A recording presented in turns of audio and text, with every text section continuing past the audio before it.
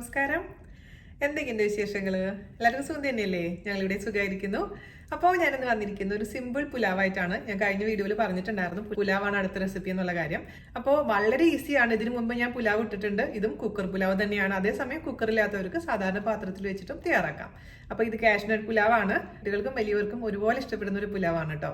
അപ്പോൾ ഇതിന്റെ കൂടെ ഞാൻ സെർവ് ചെയ്യാൻ പോകുന്നത് കഴിഞ്ഞ ദിവസം പോസ്റ്റ് ചെയ്തിട്ടുണ്ടായിരുന്ന ക്രീമി ചിക്കൻ കറിയാണ്. അതും സൂപ്പർ ടേസ്റ്റിയാണ്. ഒരുപാട് പേര് തയ്യാറാക്കി ഇഷ്ടപ്പെട്ടു എന്ന് പറഞ്ഞതിൽ സന്തോഷം.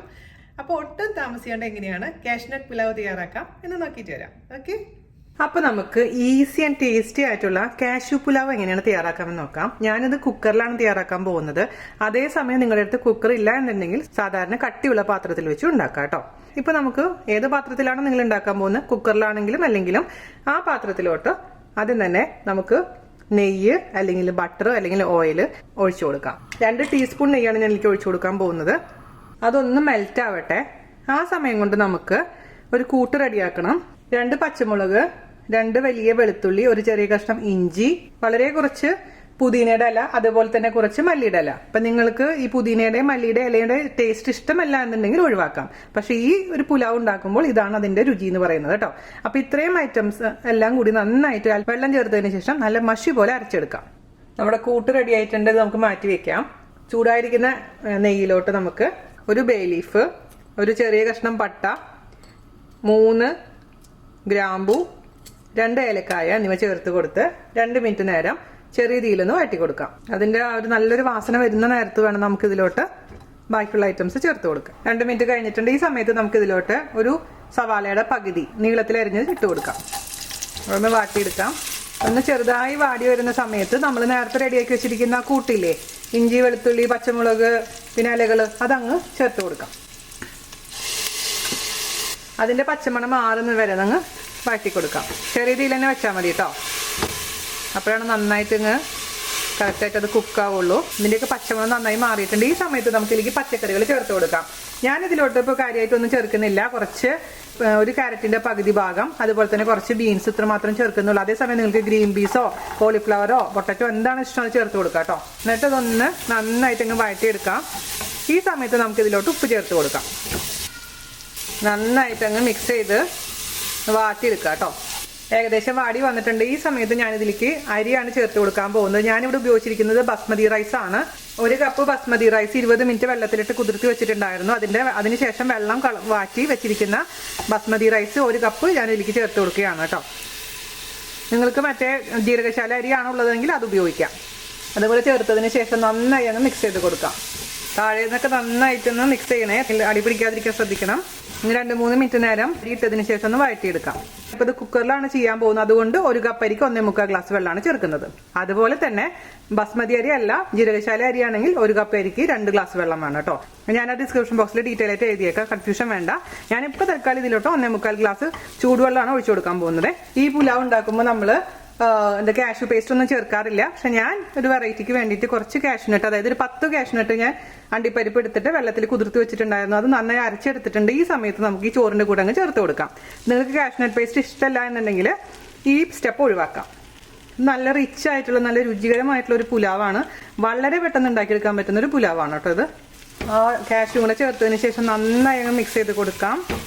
കാഷ്യൂനട്ട് കുക്കാവാൻ ഒരു 2-3 മിനിറ്റ് സമയം എടുക്കും. എന്തായാലും നമ്മൾ അടച്ചു വെക്കുമ്പോൾ കുക്കാവും. എന്നാൽ പോലും നന്നായി ഒന്ന് യോജിക്കട്ടെ.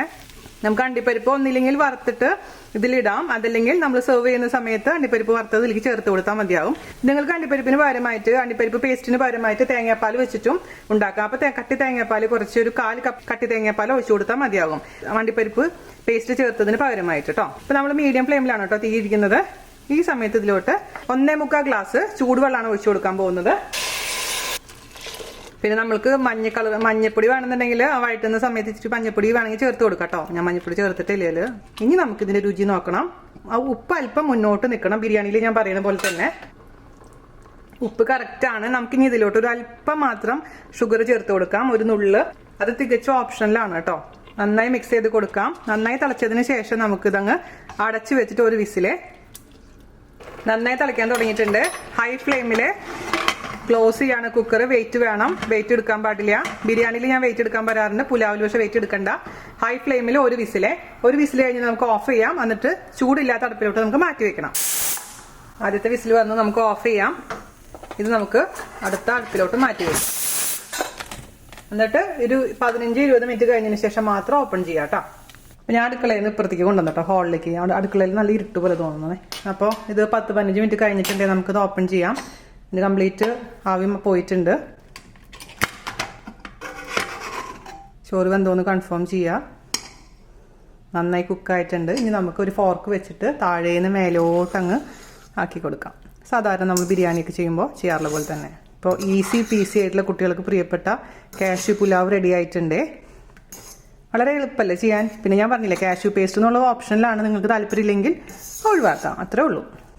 ഇനി നമുക്ക് കുറച്ച് നെയ്യിൽ വറുത്തിട്ടുള്ള കാഷ്യൂ നട്ട്സ് മേലെ കൂടി ഇടാം. വേണമെന്നുണ്ടെങ്കിൽ കുറച്ച് മല്ലിയുടെ ഇലയും കൂടി ഇടാം. ഒരു പേരിന് വേണ്ടി മാത്രം ഇട്ടാൽ മതി കേട്ടോ മല്ലിയുടെ ഇല. അതുപോലെ തന്നെ വറുത്ത് വെച്ചിരിക്കുന്ന കാഷ്യൂ നട്ട്സ് ഇട്ട് കൊടുക്കാം. മിക്സ് ചെയ്യാം. ഇപ്പോൾ ക്രഞ്ചി ആയിട്ടുള്ള കാഷ്യൂ നട്ട്സും ഇവിടെ ചേർന്ന് സൂപ്പറായിട്ടുള്ളൊരു പുലാവ് റെഡി ആയിട്ടുണ്ട്. അപ്പോൾ നിങ്ങൾ കുക്കറിന് പകരമായിട്ട് പാത്രത്തിൽ വെക്കുകയാണെന്നുണ്ടെങ്കിൽ 3 ഗ്ലാസ് വെള്ളം ഒഴിക്കണം. ആദ്യം തന്നെ നമുക്ക് ഹൈ ഫ്ലെയിമിൽ വെച്ചിട്ട് തിളപ്പിച്ചതിന് ശേഷം ലോ ഫ്ലെയിമിൽ ഇട്ടിട്ട് അങ്ങ് അടച്ചു വെച്ചിട്ട് വേവിക്കുക. ഇടയ്ക്കിടയ്ക്കൊന്ന് തുറന്ന് ഇളക്കി കൊടുക്കാൻ മറക്കരുത് കേട്ടോ, പാത്രത്തിൽ വെക്കുകയാണെങ്കിൽ. അപ്പോൾ ഞാനിതിൻ്റെ രുചി നോക്കട്ടെ കേട്ടോ. സൂപ്പറായിട്ടുണ്ട്. പെർഫെക്റ്റ് ആയിട്ടുണ്ട്. എല്ലാം ഉപ്പും എരിവും ചെറിയൊരു മധുരവും അണ്ടിപ്പരിപ്പിൻ്റെ ക്രഞ്ചിനെസ് ഒക്കെ അടിപൊളിയായിട്ടുണ്ട്. അപ്പോൾ എല്ലാവർക്കും ഇഷ്ടപ്പെട്ടെന്ന് വിശ്വസിക്കുന്നു. ഞാൻ ഇതിൻ്റെ കൂടെ സെർവ് ചെയ്യാൻ പോകുന്നത് കഴിഞ്ഞ ദിവസം ഞാൻ പോസ്റ്റ് ചെയ്തിട്ടുണ്ടായിരുന്ന ഈസി ക്രീമി ചിക്കൻ കറിയാണ്. അത് അടിപൊളി കോമ്പിനേഷനാണ് കേട്ടോ. അല്ലെങ്കിൽ ഇത് വെറുതെ കഴിക്കാനും നല്ലതാണ്, വേറെ സലാഡിൻ്റെ കൂടെ കഴിക്കാനും സൂപ്പറാണ്. അപ്പോൾ അടുത്ത അടിപൊളിയായിട്ടുള്ള റെസിപ്പി ആയിട്ട് വരുന്നവരെ നന്ദി, നമസ്കാരം. താങ്ക്